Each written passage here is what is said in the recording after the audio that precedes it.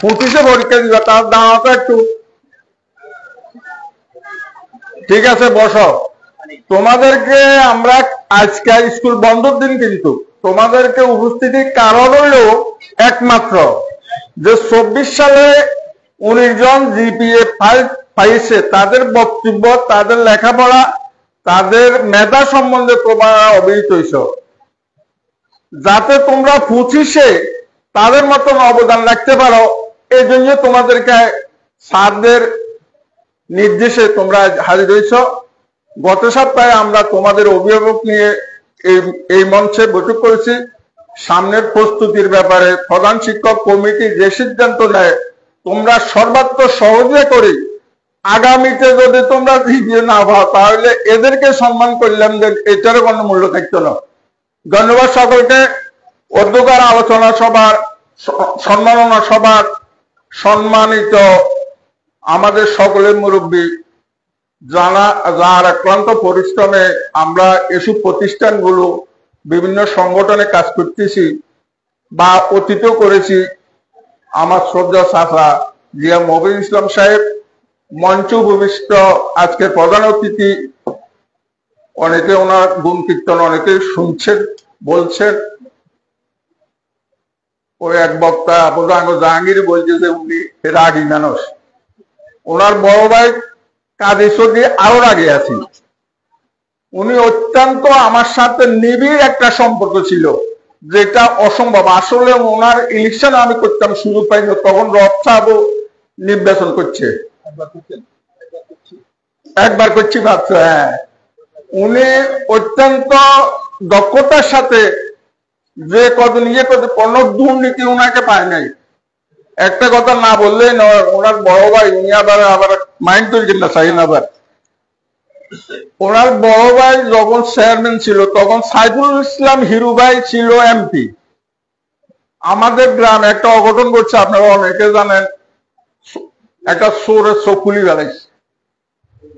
আমি আর রাজ্জাক রাতের 1টা বাজে, মহিবুর রহমান বুনিয়া হেডমাস্টার, তখন সে হেডমাস্টার হয় নাই, এরপরে হারুন চেয়ারম্যান সহ 1টা বাজে ওনার বাড়ির দরজা চলে গেছি। দরজা জানে টোক দিছি, উনি কে? আমি বললাম যে ভাই জাহাঙ্গীর।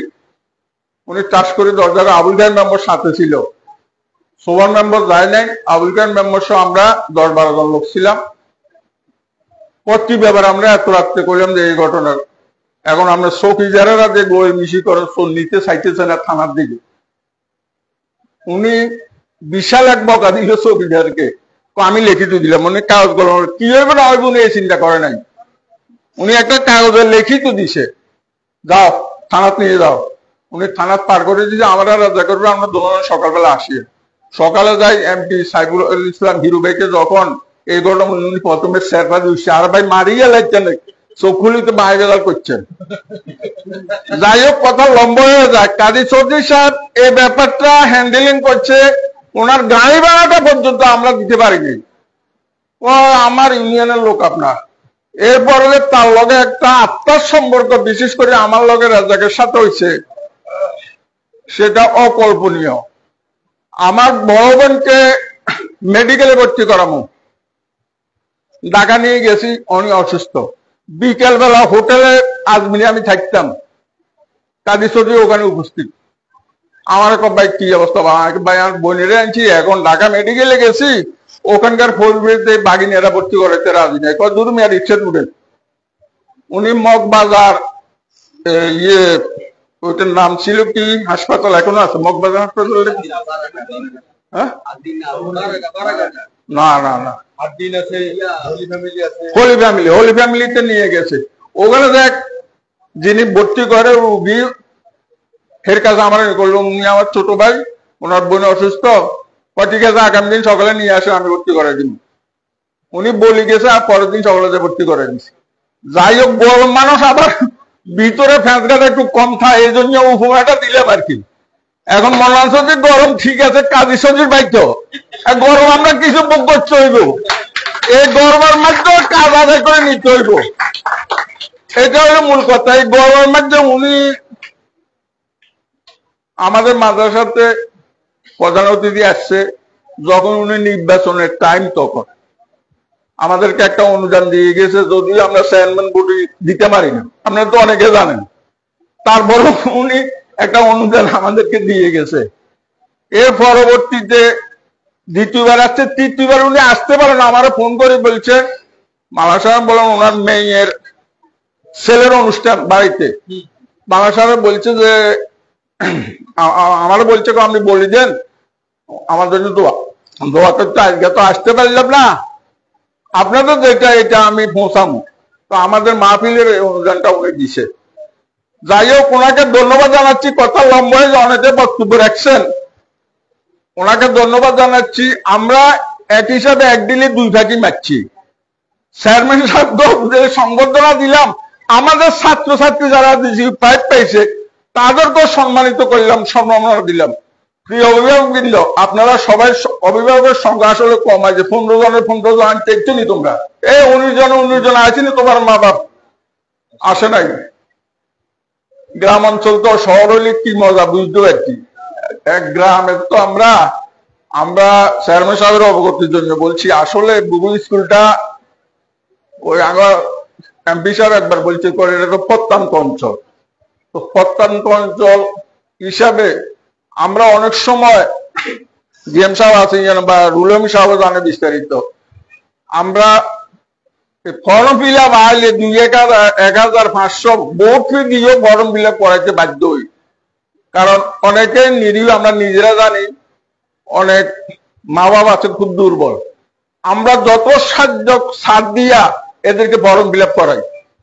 ভবিষ্যতেও যদি লেখাপড়া ভালো করো, যারা 25-এ আছো তাদেরকে আমরা সর্বাত্মক সহযোগিতা করব। তোমাদের ফর্ম ফিল আপের জন্য আটকে যাবে, কিন্তু ফলাফল কিন্তু ভালো করতে হবে। আমাদের এক সদস্য গত তোমাদের মা বাবার সামনে বলছে যে 2 সাবজেক্ট পর্যন্ত আমরা ছাড় দিব, এটা তোমরা মাথায় রাখি লেখাপড়া করবে। আর রুলেম সাহেব যেটা বলছে, এই যে যারা জিপি 5 পাই মেট্রিক পাস করতে পারে, এসএসসি পাস করছো, এটা হলো প্রথম ধাপ। মারামারিটা কিন্তু ইন্টারে, ওখানে যাই তুমি যদি ভালো রেজাল্ট করতে পারো তাহলে কেউ ডাক্তারি লাইন, কেউ ইঞ্জিনিয়ারিং লাইন, কেউ ওকালতি লাইন, বিভিন্ন শাখা ভাগ হয়ে যাবে, কিন্তু মারামারিটা হবে ইন্টারে। তো তোমরা তো এখন থেকে যদি প্রস্তুতি নাও, আশা করি ভালো করতে। আতিকের ভাই বোধহয় আমাদের স্কুলে ছাত্র ছিল, কি নাম আমি ভুলে গেছি, আশরাফুল, সে এখান থেকে পাস করি নটর ডাম কলেজ থেকে সে ইন্টারে গোল্ডেন পাইছে। আমি বাইদি ভাই অফিসে ছিলাম, হেডমাস্টারকে ফোন দিতেছে, স্যার আমি তো A+ পাইছি ইন্টারে। স্যারের সাথে সার্বক্ষণ রাখছে, স্যার ডিসিশন দিছে, এখন বোধহয় মেডিকেল চান্স পাইছে চট্টগ্রাম মেডিকেল কলেজ হাসপাতালে। তো তোমাদেরকে উপদেশ অনেকে দিছে, তোমরা এই উপদেশগুলো অক্ষর অক্ষরে পালন করে আগে যাও, এটা কামনা করতেছি। পরিশেষে যেসব অভিভাবক আছেন বা আসেন নাই, আপনাদের ছেলে মেয়েদেরকে ভালো পথে, সঠিক পথে, সুনাগরিক হওয়ার জন্য উচ্চশিক্ষিত করুন। কুনাগরিক হয়ে উচ্চশিক্ষিত হয়ে কোনো লাভ হবে না। পরিশেষে আপনারা যারা আসছেন, কথা দীর্ঘায়িত না করে আবারও মাননীয় উপজেলা চেয়ারম্যানকে ধন্যবাদ জানিয়ে আমার বক্তব্য আমি এখানেই দিতে চাইলাম। আসসালামু আলাইকুম ওয়া রাহমাতুল্লাহি ওয়া বারাকাতুহু।